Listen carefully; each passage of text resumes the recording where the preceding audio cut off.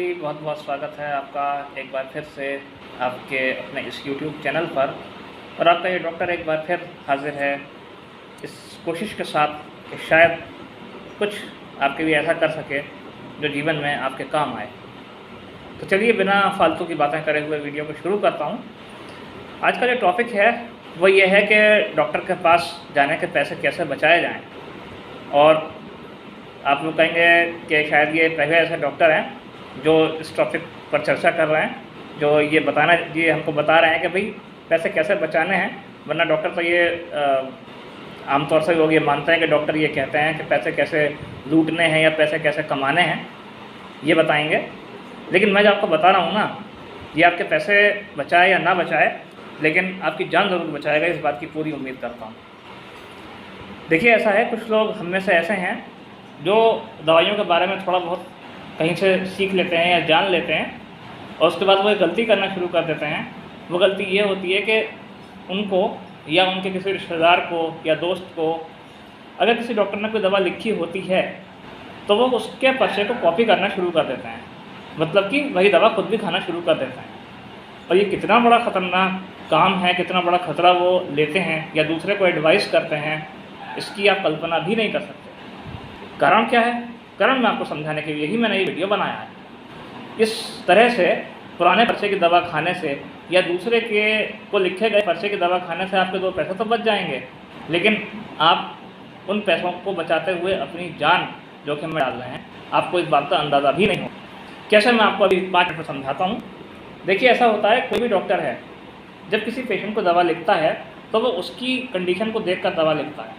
जिस समय वो उसके पास गया था, जो उसकी अवस्था थी, जो उसकी बीमारी तेज थी, जिस तरह की वो समस्या थी, बीमारी थी, उसके आधार पर वो दवा लिखता है।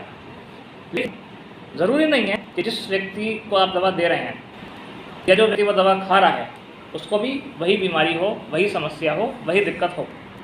ऐसा बहुत कम होता है। और अगर मान लो ऐसा मान भी लिया जाए कि ऐसा होता है या दिक्कत दोनों को सेम भी है, तो भी नहीं है दोनों का शरीर एक ही तरह की दवा को बर्दाश्त कर सके। और उस दवा की, हर एक दवा की पावर होती है, आप भी जानते हैं। हर एक पैथी में, एलोपैथी में नहीं, हर पैथी में होती है, होम्योपैथी में भी होती है। आगे लिखा रहता है 6x, 5x, 20x, जो भी उनका पावर होती है वो लिखी रहती है। इसी तरह से एलोपैथी दवा में भी पावर लिखी रहती है, 500 mg, 200 mg, 250 mg। और इसके अलावा दवाइयाँ और तरह की भी होती हैं, जैसे एक्सटेंडेड रिलीज़, सस्टेन्ड रिलीज़। इनके बारे में चर्चा करूंगा, मैं बताऊंगा दवा कैसी कैसी होती हैं और कब कब दी जाती हैं। फ़िलहाल मैं आपको ये बता दूं कि जो दवा दी जाती है किसी भी मरीज़ को, वो उसके हाल को देखकर, उसके शरीर को देखकर, उसके वज़न को देखकर और उसकी ओवरऑल बॉडी की क्या कंडीशन है, उसका लाइफ स्टाइल कैसा है, उसको वो बीमारी कब से है, इन सब बातों को ध्यान में रख के दी जाती है। अब हम क्या करते हैं, उसके पर्चे की दवा खुद खानी शुरू कर देते हैं, या अपने किसी रिश्तेदार को, दोस्त को, भाई को पर्सन पकड़ा देते हैं कि अरे भाई, तुम्हें डॉक्टर के पास जाने की क्या ज़रूरत है, ये दवा खाओ ना तुम, ये दवा है, मैं भी खा रहा हूँ, तुम भी खाओ, मैं तो दवा खा के 3 दिन में ठीक हो गया, तुम भी ठीक हो जाओगे भाई, खाओ, क्या परेशानी है। तो ऐसा बिल्कुल नहीं करना है। क्यों? क्योंकि ज़रूरी नहीं है कि जो दवा उसको दी गई है वो आपको भी सूट करे, आपको भी वो दवा की उतनी ही ज़रूरत हो जितनी उसको है, ये कोई ज़रूरी नहीं है। इसीलिए मैं आप सबसे यही अनुरोध करूंगा कि ऐसा कभी ना करें, ना तो इस तरह से खुद दवा खाएं और ना ही अपने किसी रिश्तेदार को दवा खाने के लिए दें। अगर वो आपसे पूछता भी है कि भाई आपको ये समस्या हुई थी, जो समस्या मुझे है, और आपको जो डॉक्टर साहब ने दवा दी थी वही दवा आप मुझे बता दीजिए, मैं भी खा लूँगा, तो आपको बिल्कुल भी ऐसा नहीं करने देना है। उसको समझानी है ये बात कि भाई ऐसा नहीं करना है। ख़ास तौर से जो बड़ी बीमारियाँ हैं उनमें, जैसे शुगर है, BP है, हार्ट है, किडनी की समस्या है, हार्ट डिजीज़ है, इनमें तो बिल्कुल भी ऐसा नहीं करना है। क्योंकि शुगर की दवा अगर आपने दूसरे की बताई हुई, दूसरे की लिखी हुई खा ली और उसमें उसकी पावर ज़्यादा हुई, तो आपकी शुगर बहुत ज़्यादा कम हो सकती है और इवन आपकी जान को भी खतरा हो सकता है, आपकी जान भी जा सकती है।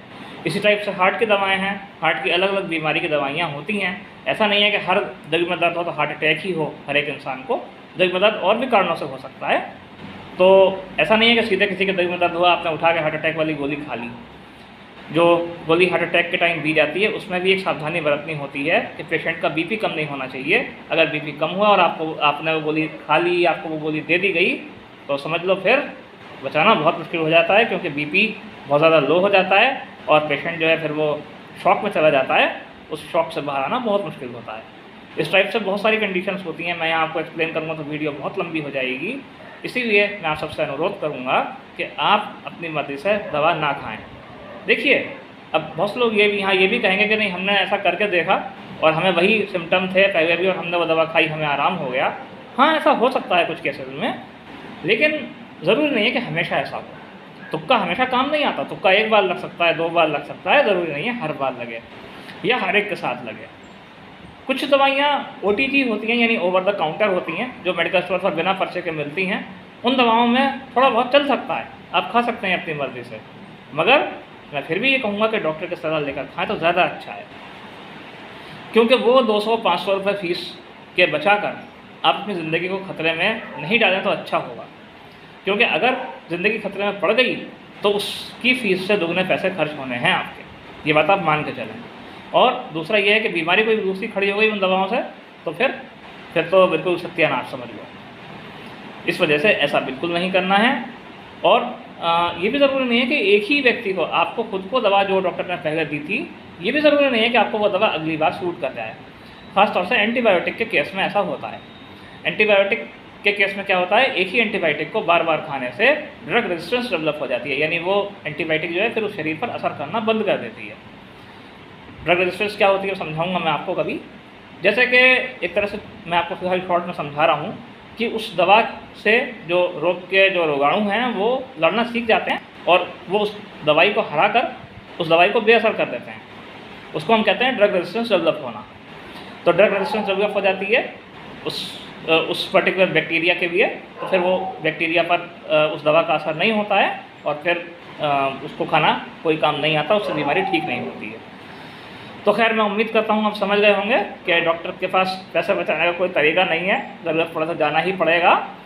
पैसे आप बचा सकते हैं टाइम पर जाकर। आप अगर टाइमली डॉक्टर से कांटेक्ट करेंगे तो आपको कम दिन इलाज कराना पड़ेगा, आप जल्दी ठीक होंगे, उससे आपका खर्चा कम होगा, दवा कम खानी पड़ेगी।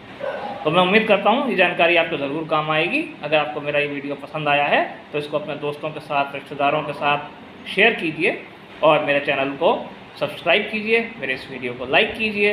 अगर आपका कोई सवाल हो इस बात से जुड़ा हुआ तो आप कमेंट में मुझसे पूछ सकते हैं, या मेरे इंस्टाग्राम पर भी मुझसे कांटेक्ट कर सकते हैं, मेरे व्हाट्सएप पर भी कांटेक्ट कर सकते हैं। मैं मिलता हूँ आपसे अगले किसी वीडियो में, तब तक के लिए बाय।